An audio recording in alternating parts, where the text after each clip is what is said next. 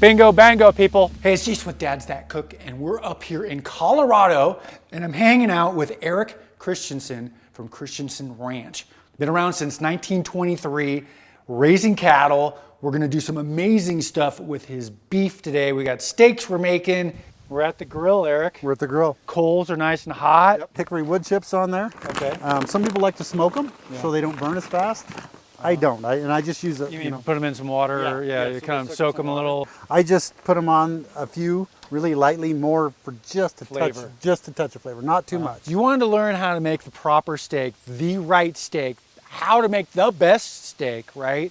You're learning from the man who even makes the steak. So one of the things that I watch is pay attention to the temperature of your fire. Sometimes you have a hotter fire, sometimes you have a cooler fire.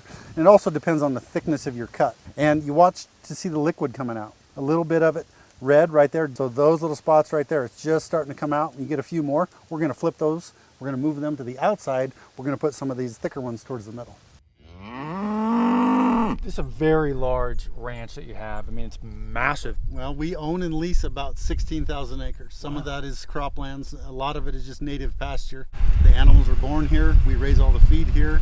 We take them to another processor to have them cut into those cuts, and then we ship it out ourselves. Where in larger supermarket stores, that could have come from anywhere in the United States or even anywhere in the world. So what are we seasoning up with? I see we've got it all laid out. We've got some McCormick's garlic pepper. We've got some regular black pepper, and then a couple that we sell in a couple of our boxes. We've got coffee chili and some burger seasoning. Let's try some coffee chili. Okay, what's that gonna go on? It's gonna go on the sirloins right here. The reason that I like to season beforehand, the meat gets to shine through more than just the seasoning is when you do it afterwards. Okay. That's a personal preference. So then we're gonna try some garlic pepper. Hefty cut. This is a ribeye. That's gonna taste good right there. We're gonna put a little Jacobson sea salt on there. Ooh.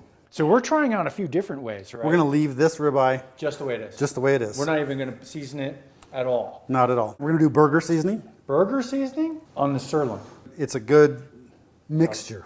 Yep, and that's the other thing too. We have to be mindful of the thickness of it and where we put them on the fire, Right. because they cook at different speeds. And so then we'll just do a little salt on the New York strips All right. and on the tenderloin.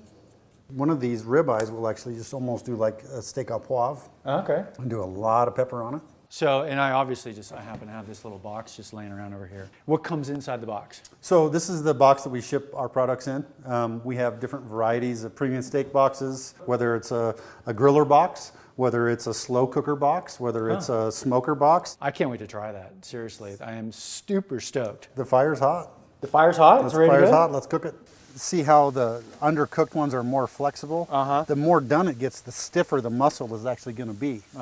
And so that's kind of another indicator of how done it is. Close the lid and cook a little longer. A little longer. Should we try the tenderloin? Yeah, let's give it a cut. Oh yeah, that's perfect. You grab a piece. Wow, it's like butter. You're right. I've never had steak like that. It's ribeye time. Oh, look at that. Now this has a little seasoning on it, right? That one just has pepper. Wow. Here's the New York strip. This one has some salt on it. And this is your favorite. This is my favorite. Your favorite cut. right here.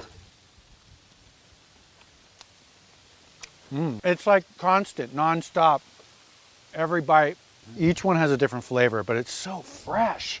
Okay, so now we got the other part of the Christensen Ranch here, right? Right. This is my cousin Kathy Wood. Our dads were in partnership following our grandfather who moved here in 1923. Kathy and I both worked elsewhere for a while and decided this is what we wanted to come back and do. Almost 30 years later, here we are. Wow.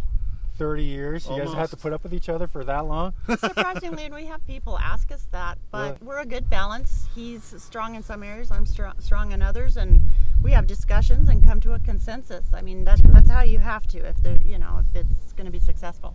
And so what we're going to drive through is our cropland. We raise mostly corn and alfalfa. Most of it, if not all of it, goes to cattle feed. Today, we're in the process of chopping some of the alfalfa, and we put it in these big piles. And then we cover it with plastic and tires to keep the air out. Through the winter, then we roll that plastic back and we feed them the fermented feeds. And that's what we believe is the secret to what makes our beef taste the way it does. These are our home-raised fall calves. So these are right at about a year old, and these are the bigger ones. Our genetics and breeding on our home-raised cattle are mostly red Angus with some Hereford mixed in. So the environment's obviously a big issue with raising cattle and raising anything these days, right? Mm-hmm. How do you manage that part of it? Well, there are several things. We do our best with grazing to rotationally graze.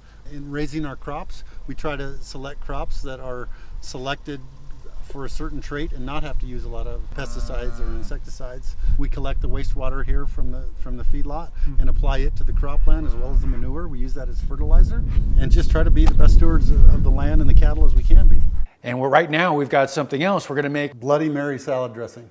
Bloody Mary salad dressing.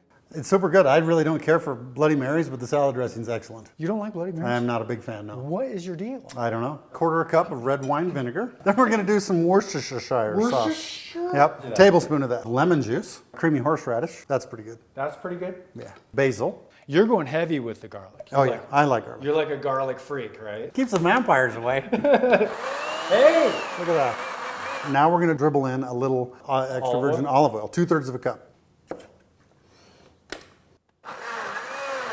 Then we're going to put a little salt and pepper in there to taste. Yeah. And then we're going to sample it. Dip right in there like that.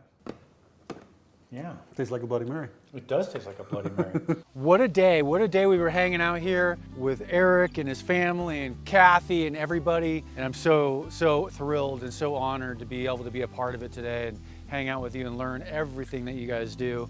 I know my wife, her grandfather was a rancher and had a cattle. So for her coming back, it's like coming back to home, you know? Yeah. And so we also got some more stuff over here if you want to go check out more barbecue and grilling and smoking. Show you some other barbecue and smoking stuff. Thank you so much. It's been a fun day.